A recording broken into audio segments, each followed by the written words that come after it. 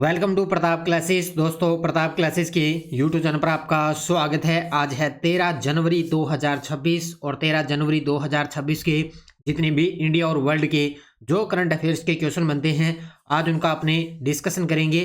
पूरा वीडियो ध्यान से देखना और लास्ट में आपसे क्वेश्चन पूछूंगा जिनके जवाब आपको कॉमेंट बॉक्स में देना होगा। आज अपने पढ़ेंगे खेलो इंडिया बीच गेम्स 2026 में ओवरऑल चैंपियन कौन बना है। भारतीय सेना ने साझा शक्ति अभ्यास का आयोजन किया और main portable anti tank guided missile का सफल उड़ान परीक्षण किया गया। इनकी आज हम चर्चा करेंगे पूरे लेटेस्ट न्यूज़ के साथ में। डेली आपको सुबह ये 8 बजे करंट अफेयर्स की क्लास आपको मिलती है। और जो भी साथी bank, UPSC, SSC GD, RS, railway, first grade, SA exam, LDC, वनपाल, ईओआरओ, कोई भी एग्जाम हो, सभी भर्तियों का नोटिफिकेशन कल आ चुका है और लग जाइए अभी से तैयारी। खूब सारी भर्तियां हैं सन 2026 के अंदर। तो करते हैं स्टार्ट आज की क्लास।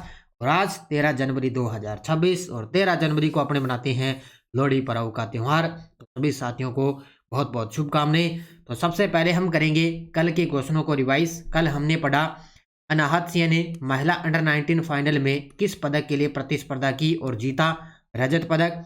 98 ऑस्कर में कितनी भारतीय फिल्मों को सर्वश्रेष्ठ फिल्म श्रेणी के लिए पात्र माना गया। 5।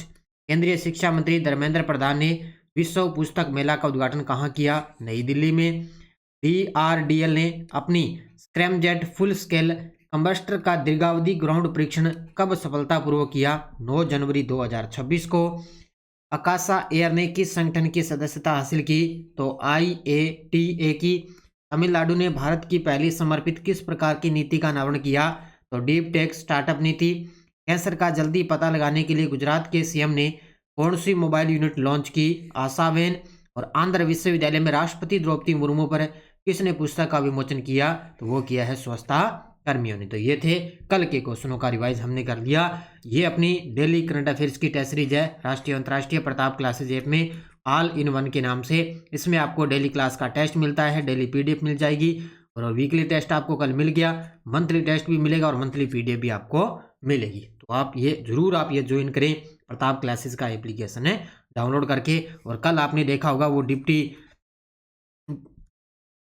डिप्टी कमांडेंट का पेपर हुआ था, परसों आरपीएससी ने लिया था और उसके अंदर कल उसका पेपर आया और साथ में आंसर की भी आ चुकी है। और देखा था किस प्रकार का करंट आपसे आरपीएससी ने पूछा है और कल मैंने सारा प्रूफ आपको टेलीग्राम पे डाल दिया कि कितना गहराई से आरपीएससी ने करंट है पूछा। मान के चलो भी इंडिया और वर्ल्ड के कम से कम उसके अंदर 16 से 17 क्वेश्चन ओनली करंट के पूछे गए। उसके अलावा राजस्थान तो अलग ही है, यानी कि मान के चलो टोटल 25 क्वेश्चन आए करंट के, जिसमें राजस्थान भी शामिल है। तो आरपीएससी ने उस एग्जाम के अंदर, अब मैं आपको पूरी कोशिश करूंगा कि अलग से उसकी करंट अफेयर्स की छोटी सी क्लास आपको मिल जाएगी। जरूर आप ये देखा करो क्योंकि आरपीएससी आजकल थोड़ा सा करंट के अंदर ट्रेंड है जो बदल रही है। करते हैं स्टार्ट आज की क्लास। सभी साथी एक बार कर दें सेशन को लाइक शेयर। 13 जनवरी 2026 और आज की क्लास का पहला क्वेश्चन आपके सामने। खेलो इंडिया बीच गेम्स 2026 में ओवरऑल चैंपियन बनने वाला राज्य कौन सा है। ये लीजिए, भी मैंने शुरुआत आपको बताई थी कि 5 जनवरी से लेकर 10 जनवरी तक गोगला बीच के अंदर, दीव के अंदर ये खेलो इंडिया बीच गेम्स का अब की बार दूसरा संस्करण आयोजित हुआ था। और अब की बार इसके अंदर ओवरऑल चैंपियन रही है कर्नाटक। कौन सी रही है? कर्नाटक राज्य वो अब की बार इसके अंदर ओवरऑल चैंपियन है रही है, क्योंकि पिछली बार भी इस प्रकार का प्रश्न आया यहाँ से और अब की बार भी बनेगा। देखो, इवेंट का नाम खेलो इंडिया बीच गेम्स 2026, संस्करण पूछे दूसरा, आयोजन स्थल गोगला बीच दीव के अंदर, ओवरऑल चैंपियन कर्नाटक राज्य रहा इसके अंदर। तो टोटल स्वर्ण जीते हैं 3, रजत जीते हैं 2, कांस्य जीते हैं 6, यानी कि टोटल 11 पदक कर्नाटक ने जीते हैं और पदक तालिका के अंदर पहले स्थान पे रहा है। तो इसके अंदर जो स्वर्ण पदक विजेता है वो है ओपन वाटर स्विमिंग 5 किलोमीटर के अंदर, महिला वर्ग में अस्मिता चंद्रा कर्नाटक की और पुरुष वर्ग में ध्रुपद रामकृष्ण कर्नाटक के। इन दोनों ने इसके अंदर स्वर्ण पदक जीता है। ये दो अंतिम समय के अंदर इन्होंने स्वर्ण पदक जीते थे अंतिम दिन। तो टोटल 3 स्वर्ण, 2 रजत और 6 कांस्य पदक जीते हैं। तो ओवरऑल के अंदर कर्नाटक सबसे टॉप पे। दूसरा स्थान आपसे पूछे, दूसरा स्थान है तमिलनाडु का। तमिलनाडु ने 3 स्वर्ण, 2 रजत और 3 कांस्य पदक जीते। और तीसरा स्थान मणिपुर, जो पिछली बार की चैंपियन बनी थी मणिपुर, इसने अब की बार 3 स्वर्ण, 2 रजत और 2 कांस्य पदक जीते हैं। तीसरा स्थान रहा। और मेजबान टीम जो दादरा नगर हवेली और दमन और दीव है उसने 2 स्वर्ण और 2 रजत और 4 कांस्य स्थान है, छठे स्थान पे रहा है। तो ये आपको याद रखना है क्योंकि आरपीएससी यहाँ से प्रश्न जरूर छपेगी, क्योंकि अभी अप्रैल के अंदर एसआई का एग्जाम होगा तो मुझे पूरी उम्मीद है कि लगभग क्वेश्चन जनवरी से ही पूछा जाएगा, दिसंबर और जनवरी, क्योंकि जो कल पेपर हुआ था उसके अकॉर्डिंग देखें तो सारे लगभग अक्टूबर और नवंबर महीने से ही क्वेश्चन पूछे गए हैं। तो ये आपको याद रखना है, इतनी सारी डिटेल मैंने करवाई है, प्रश्न यहाँ से छपेगा। विराट कोहली अंतर्राष्ट्रीय क्रिकेट में रन बनाने वाले के मामलों में किस स्थान पर पहुंच चुके हैं? तो विराट कोहली अंतर्राष्ट्रीय क्रिकेट के अंदर सबसे ज्यादा रन बनाने वाले बन चुके हैं और ये आ चुके हैं 2 नंबर पे। इससे पहले 1 नंबर पे है अभी सचिन तेंदुलकर चल रहे हैं और 2 नंबर पे आ चुके हैं विराट कोहली। तो ये अब धीरे धीरे सचिन तेंदुलकर को भी पीछे छोड़ देंगे। तो विराट कोहली का रिकॉर्ड, कोहली अंतर्राष्ट्रीय क्रिकेट में दूसरे सबसे अधिक रन बनाने वाले खिलाड़ी बन चुके हैं। उनका यह रिकॉर्ड उन्होंने न्यूजीलैंड के खिलाफ वडोदरा में खेले गए पहले वनडे मैच के दौरान बनाया गया था। अब आरपीएससी इतना गहराई से कंडर पूछ रही है, अब यहाँ से प्रश्न बनेगा तो इसके पूछ सकता है कि इन्होंने किसके खिलाफ ये जो है कारनामा पूरा किया है। तो ये न्यूजीलैंड के खिलाफ इन्होंने वडोदरा में खेले गए पहले वनडे मैच के दौरान इन्होंने ये सबसे ज्यादा रन बना लिए। इस मैच में इन्होंने कुमार संगकारा को पीछे छोड़ते हुए यह स्थान हासिल किया। कोहली के नाम अब 28,068 रन है, यानी कि टेस्ट, वनडे और T20 अंतर्राष्ट्रीय में तीनों के अंदर मिलाकर इतने रन बनते हैं। वह इस सूची में सिर्फ सचिन तेंदुलकर से पीछे हैं। तो टोटल इनके 28,000 रन हो गए और सचिन तेंदुलकर के रन कितने हैं? 34,000। तो पहले स्थान पे सचिन, 2 नंबर पे Virat Kohli. PSLV C-62 rocket का प्रक्षेपण कब किया गया था, जिसमें EOS N1 उपग्रह को ले जाया गया था? ये गजब का प्रश्न है। कल इसको लॉन्च किया था परसों, तो इसमें क्या हुआ, थोड़ी सी गड़बड़ी होने की वजह से ये मिशन है जो सक्सेस नहीं हो पाया था।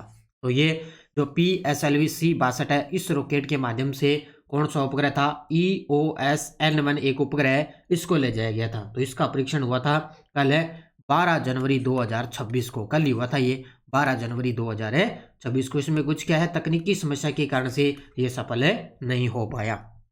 अब इसकी डिटेल देखो। प्रक्षेपण यान याद रखना PSLV C-62 और प्रक्षेपण तिथि 12 जनवरी 2026। उपग्रह कौन था? EOS N1 एक उपग्रह। प्रक्षेपण स्थल हुआ था सतीश धवन अंतरिक्ष केंद्र श्रीहरिकोटा से। काउंटडाउन अवधि लगभग रही थी 22.5 घंटे की। मिशन प्रगति देखो, इसमें पहला और दूसरा चरण सामान्य रूप से कार्य करते रहे, यानी कि 3 चरणों के अंदर था, पहला और दूसरा सही चलते रहे, लेकिन तीसरे चरण के अंतिम हिस्से में तकनीकी विसंगति सामने आई थी। उस वजह से क्या ये इसका जो है सक्सेस नहीं हो पाया। तकनीकी समस्या, PSS-3 चरण के अंत में रॉकेट की रोल रेट में असमानता देखी गई। इसके कारण उड़ान पथ में विचलन हुआ था और यहां से किया गया ये 105वां प्रक्षेपण और PSLV का 64वां मिशन रहा था, यानी कि टोटल 105वां प्रक्षेपण था और PSLV रॉकेट का पूछे तो ये था 164वां मिशन। तो ये आपको याद रखना है अच्छे तरीके से, क्योंकि ये सक्सेस नहीं हो पाया था। DRDO ने main portable anti tank guided missile MPATGM का सफल उड़ान परीक्षण कब किया है? ये देखो आपके सामने तस्वीर में।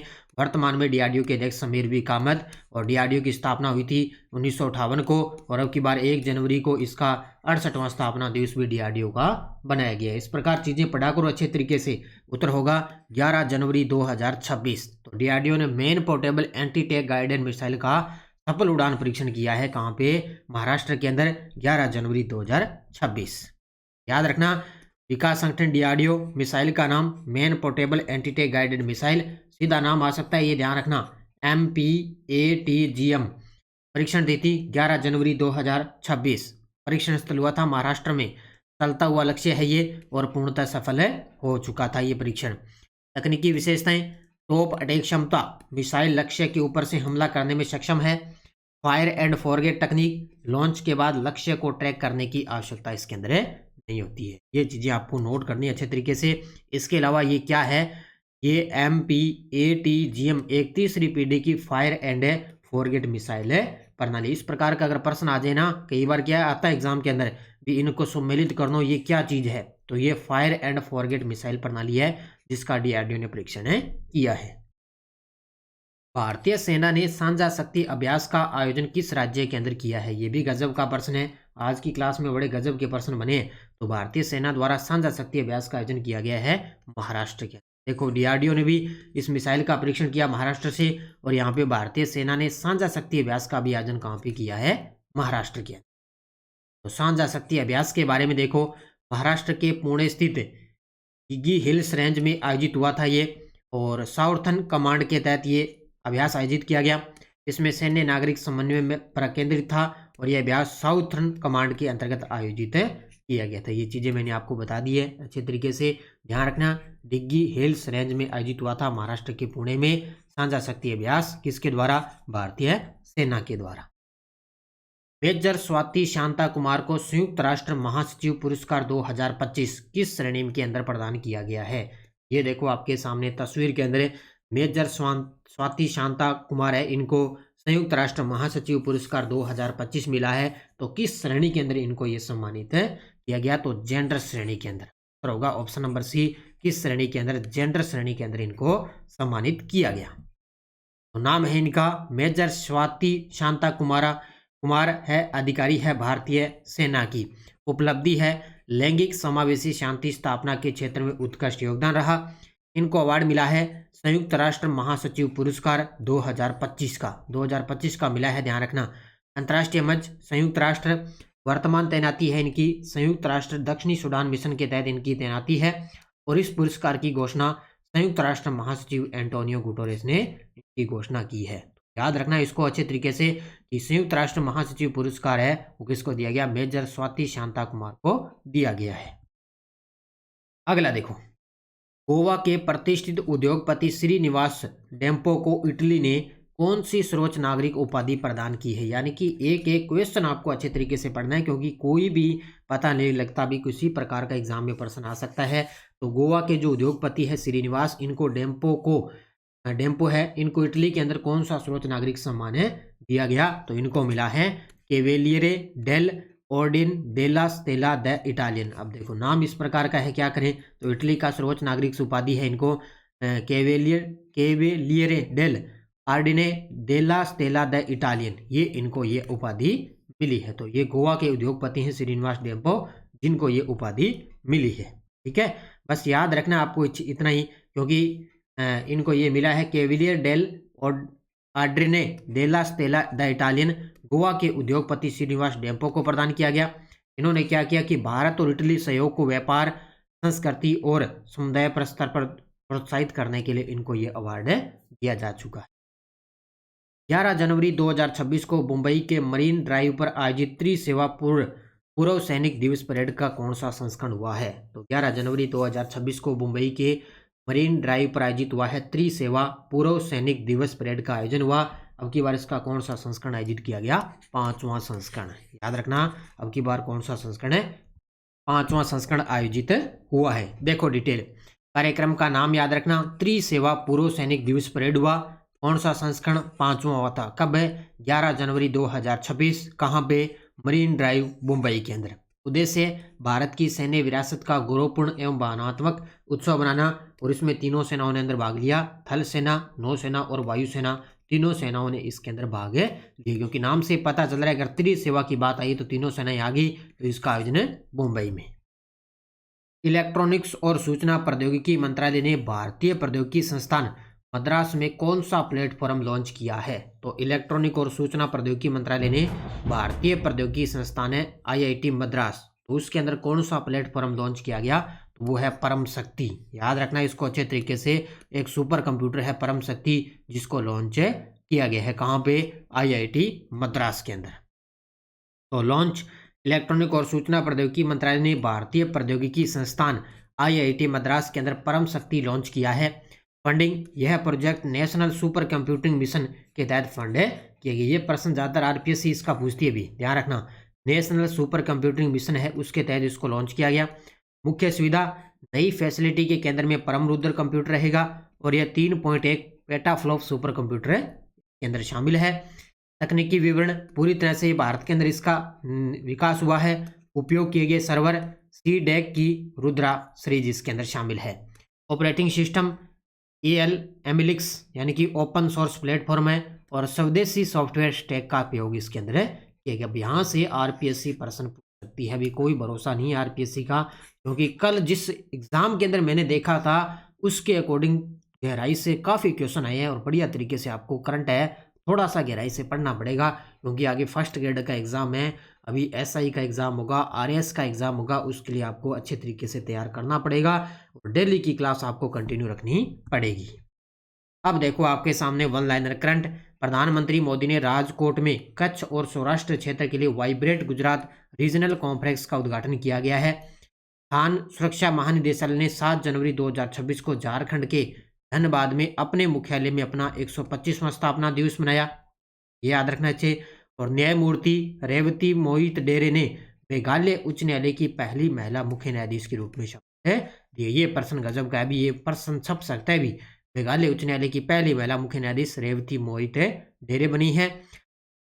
अपेडा ने छत्तीसगढ़ में आयोजित द्वितीय इंडिया इंटरनेशनल राइस समिट के दौरान रायपुर में अपने क्षेत्रीय कार्यालय का उद्घाटन किया है। ये चारों के चारों अच्छे तरीके से पढ़ लेना। और मैंने आपको ये वन लाइनर करवाता हूँ, और ये कल मैंने जो एग्जाम हुआ था उसके अंदर छप भी चुका है वन लाइनर के अंदर है। वो मैं आज पूरी कोशिश करूंगा कि आपको छोटी सी क्लास आपको अलग से करंट की करवाऊंगा ताकि आपको पता लग सके। ये टेलीग्राम ग्रुप है, कोई सूचना इस पर सारे प्रूफ मैंने डाल दिए, कल देख लेना कौन से महीने से सबसे ज़्यादा प्रश्न करंट के पूछे गए हैं।